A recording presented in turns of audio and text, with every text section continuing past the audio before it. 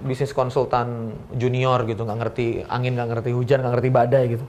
Datang-datang saya ngomong strategi pertumbuhan panjang, ya di belakang begitu saya assessment ngomong begini, emang penting Kang organisasi ini besar?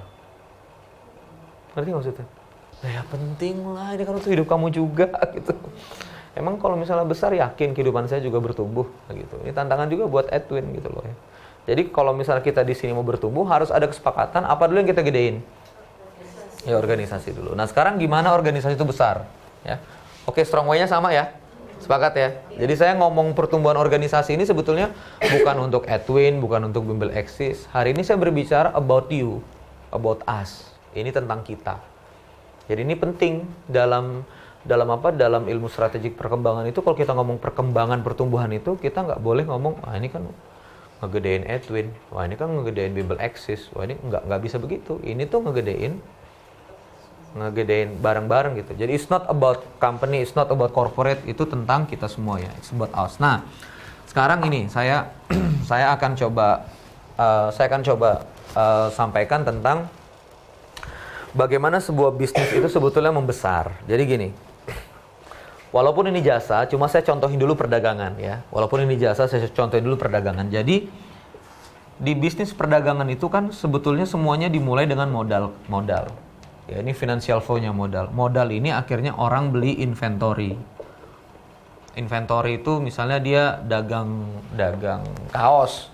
Berarti dari modal kerja dia beliin kaos gitu kan, dia beliin kaos. Nah, dari modal kerja, dari inventory ini kemudian lahirlah yang namanya penjualan atau sales. Kalau di Anda itu orang daftar bimbel. Nah, orang daftar bimbel paket bayar produk itu namanya sales. Nah, sales ini dihajar dengan yang namanya COGS. COGS ini cost of goods sold. Atau sebetulnya dari sales ini berapa terjualnya. Sebagai contoh gini, modal kerjanya 10 juta, kemudian dia beli baju keke 200 ribu, masing-masing 200 ribu dengan jumlah 50 baju, ya diskon 40%. Berarti kan 120 ribu dikali 50, 6 juta, ya kan? Berarti inventorinya 6 juta. Kalau misalnya dia bikin penjualan, mencetak penjualan 40 pieces dikali 200 ribu full, berarti dia mencetak sales berapa?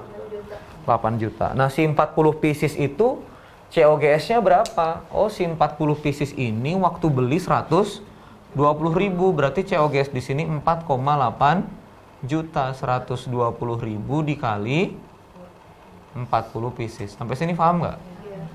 Itu namanya COGS. Akhirnya lahir di sini namanya gross profit gitu loh. Gross profit. Berapa gross profitnya? 3,2 juta. Tapi kan ini baru gross, sedangkan toko jualan baju itu kan perlu ada bayar listrik gitu, bayar air. Ini yang namanya operation and expenses. Ini dalam perdagangan ya, dalam perdagangan. Sehingga terakhir misalnya operation expensesnya 1,2 juta, barulah berarti net terakhir itu adalah didapat 2 juta. Nah, apa itu namanya organisasi membesar?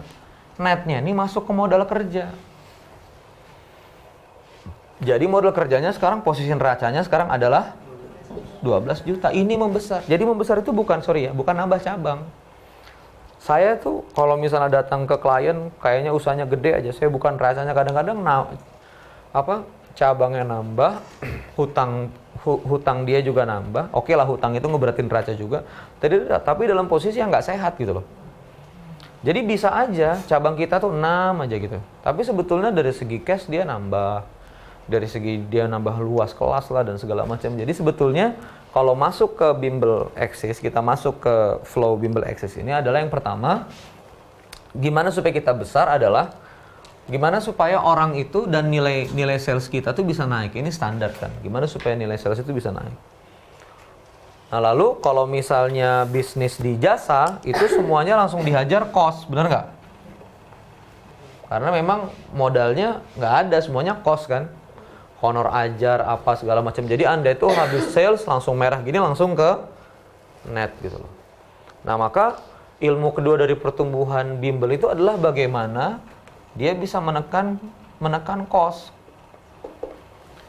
Saya nggak tahu culture Anda di sini gimana, tapi di jasa itu mesti pintar-pintar itu jaga cost itu. Dan setelah ada net ini yang kemudian ditabung menjadi modal kerja, sehingga pada saat melakukan perluasan cabang itu nggak perlu lagi pakai uang mitra, uang minjem, uang kredit, uang apa, tapi betul-betul uang yang dari pertumbuhan itu. Ya, termasuk kalau misalnya kita lihat si modal ini untuk kemudian biaya untuk pembinaan dan pembentukan SDM dan seterusnya. Sampai sini dipahami ya? Jadi ini namanya cash flow. Nah, makanya kenapa bisnis itu banyak berantakan, ya? Cash sampai net ini keambil semuanya. Ngerti gak maksudnya? Jadi modalnya ya segitu-gitu aja. Ada yang sampai sini juga habis, ya habis ini ya. Kadang sampai sini grossnya dipakai semuanya, nggak ada untuk operasional. Yang lebih gila lagi tuh kadang sampai baru sales sudah kepakai semua. Jadi nggak ada modal yang bisa kebalik lagi. Kan kalau COGS 4,8 kita kurangin dari 8 juta kan baliknya kemana? Ke modal kerja kita balikin lagi gitu. Tapi kan Anda bukan perdagangan ya, Anda itu kan setup jasa, bangun tempat, itu setupnya dihitung, terus kemudian revenue-nya di awal kan bimbel gitu. Ada mungkin yang AR, piutang, yang dibayarnya bertahap.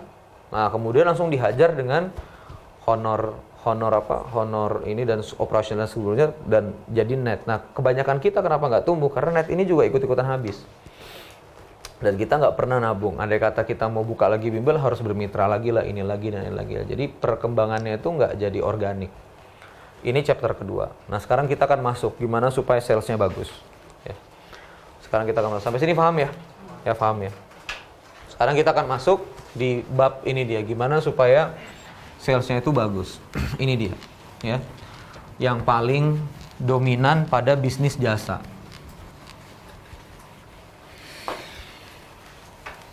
Jadi kawan-kawan sekalian gini, ya,